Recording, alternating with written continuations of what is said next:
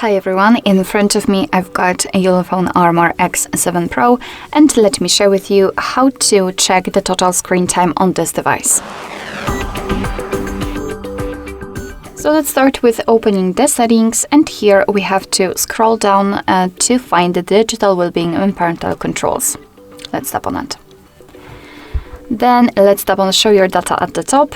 And as you can see, this is the graph which will show us for how long we've been using this device today. Most of the time you can see that I've spent on the settings, the rest on the camera, Play Store and the other. We've got also the unlocks and the notifications count. And if you want to check some further details, you can do it using two different ways. You can tap inside this graph and your device will show you the dashboard where you can check the screen time in particular days of a week, so you can compare the weeks.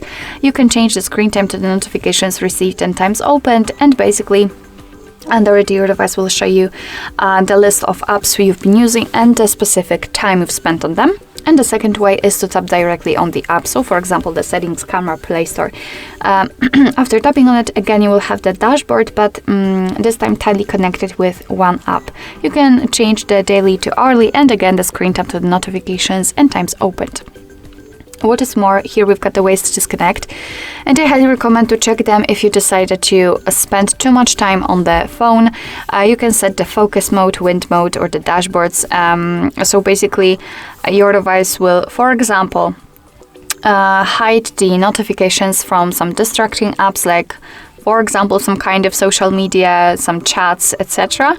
You can set a schedule, so you can set it in particular days of the week and in particular hours, and thanks to it, you will not be disturbed. You will be able to focus, for example, on work, etc., etc.